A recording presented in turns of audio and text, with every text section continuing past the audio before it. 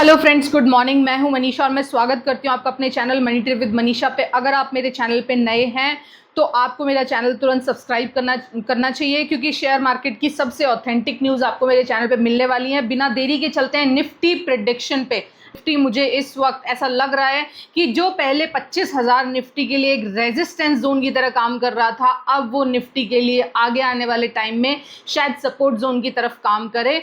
बहुत अच्छा खासा FIIs का पैसा इंडियन शेयर मार्केट में आया है और उसने इंडियन शेयर मार्केट को गिरने से बचाया है। गिरते हुए मार्केट जो आपने देखा होगा अभी, रुपया और क्रूड के दम पे जो भारतीय रुपये में ताकत आई है, उससे FII विदेशी निवेशक भारत की तरफ आकर्षित हुए हैं और कहीं ना कहीं ये पूरा जो सेंटिमेंट चल रहा था गिरावट का और लग रहा था कि सेलिंग प्रेशर ना आ जाए, तो उस सेलिंग प्रेशर से फिलहाल लगता है कि हमें मुक्ति मिल गई है। तो बिना देरी के चलते हैं अपनी फर्स्ट इंपॉर्टेंट न्यूज़ पे। महंगे भाव और नए शेयर बाजार का मुख्य जोखिम।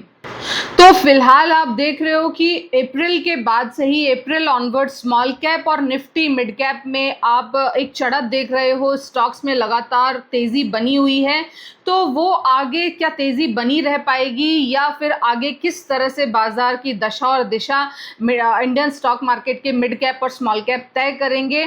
तो ये कहना अभी बहुत ही जल्दबाजी होगी, क्योंकि अभी मुझे ऐसा लगता है कि एटलीस्ट दिसंबर 2025 तक का टाइम आपको ज़रूर स्टॉक मार्केट को देना चाहिए। अगर इंडियन शेयर मार्केट दिसंबर में 25,000 कहीं ना कहीं बनते हुए और मेंटेन होते हुए अगर आपको दिखाई दिया, तो डेफिनेटली फिर हम एक बुल रन के लिए तैयार हो जाएंगे और जो लगभग 1-1.5 साल से इंडियन स्टॉक मार्केट में मंदी का दौर चलता आ रहा था, उससे कहीं ना कहीं हमें मुक्ति मिलते हुए दिखाई देगी।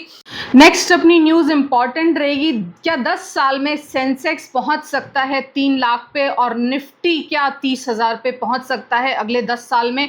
तो मेरा जो पुराना चैनल था मनी ट्रिप विद मनीषा, उस पर मैं लगातार आपको बताते आ रही हूँ कि अगले 10 साल का फ्यूचर निफ्टी का और इंडियन स्टॉक मार्केट का मैं बहुत ज़्यादा बुलिश हूँ। और ये वाला टाइम मुझे अच्छे स्टॉक्स में, कंसोलिडेटेड स्टॉक्स में अच्छे जो भाव पे आए हुए हैं इस वक्त शेयर्स, उनमें कहीं ना कहीं लॉन्ग टर्म की पोजीशन बनाने का मुझे पर्सनली बहुत ज़्यादा एक्सपीरियंस है। और मैं इस तरह के मार्केट में अपना लगातार, खास करके जनवरी ऑनवर्ड्स, मैंने पोजीशंस बनाई हैं और बहुत अच्छे स्टॉक्स में बहुत अच्छी पोजीशंस मैंने बनाई हैं। और ये एक पर्सन का इंटरव्यू है और इनके इंटरव्यू के अकॉर्डिंग मैं अपनी, मुझे क्या लगता है मैं वो आपको बताते हुए चलती हूँ। ये कहते, इनसे किसी ने पूछा कि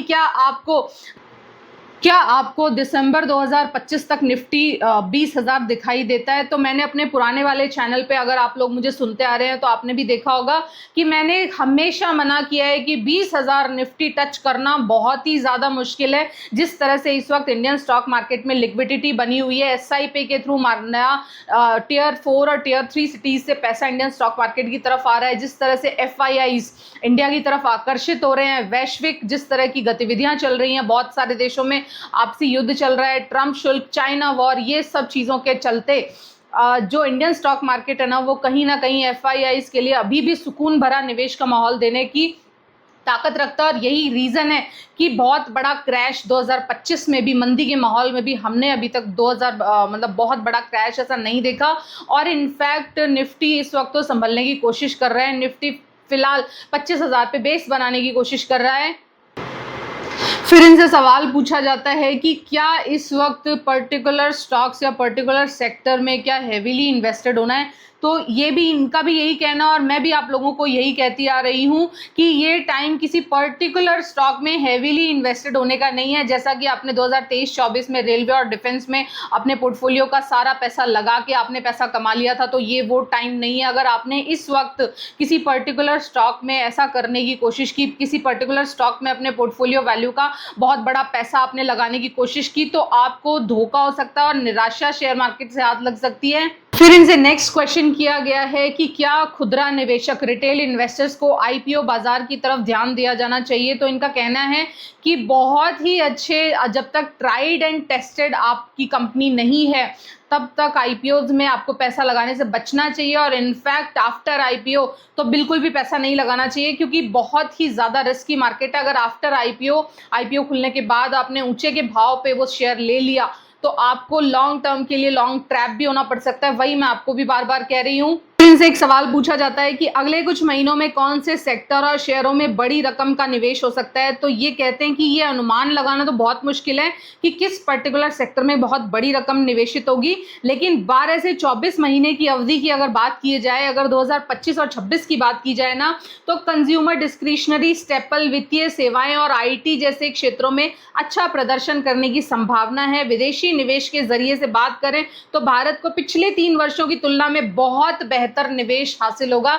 जब से ईरान इजराइल वॉर हुआ है और ट्रंप साहब की तरफ से अलग अलग देशों पे ट्रंप शुल्क लगाए गए हैं ना, उससे बहुत सारे देशों के मार्केट्स में बहुत उथल पुथल मची हुई है, लेकिन फिर भी इंडियन स्टॉक मार्केट आज की डेट में भी 24,000 और 25,000 के रेट्स पे खड़ा हुआ है। तो ये इंडियन स्टॉक मार्केट की कहीं ना कहीं मजबूती का ही प्रदर्शन है। भारत पाकिस्तान वॉर के वक्त भी किसी तरह का कोई बड़ा क्रैश इंडियन स्टॉक मार्केट में देखने को नहीं मिला था। तो इनफैक्ट ये हमारे इंडियन स्टॉक मार्केट की मजबूती का ही एक निशान है, और ऐसे में एफआईआईज का इंडियन स्टॉक मार्केट की तरफ आकर्षित होना बहुत ही लाजमी है।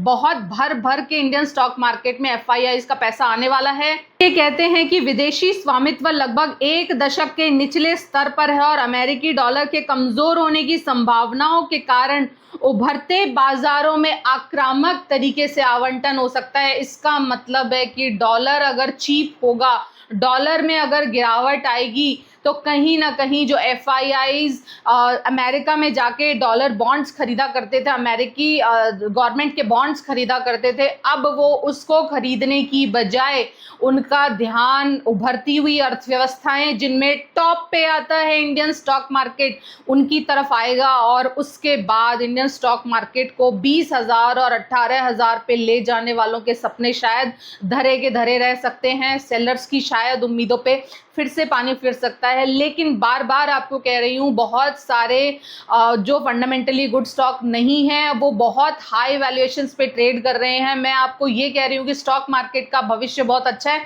इसका मतलब ये नहीं है कि हर आते जाते हर खराब से खराब हर स्मॉल कैप और मिड कैप स्टॉक का भी भविष्य उतना ही अच्छा है। बहुत सारे स्मॉल कैप और मिड कैप 2023-24 में अपना ऑल टाइम हाई मार चुके हैं और अब उनमें केवल और केवल रिसेशन और मंदी का टाइम है। तो अपना स्टॉक मार्केट में अपना स्टॉक चूज करने से पहले आपको प्रॉपर फंडामेंटल और टेक्निकल एनालिसिस करने के बाद लॉन्ग टर्म के लिए पोजीशन बनानी है। बस यही मैं अपने चैनल के थ्रू आपको बार बार समझा रही हूँ। यूट्यूब के फ्री रिकमेंडेशन से आपको स्टॉक्स नहीं उठाने हैं, न्यूज से बहुत ज्यादा अपडेटेड रहना है और बहुत ज्यादा रिसर्च करके आपको स्टॉक्स अपने पोर्टफोलियो में भरने हैं।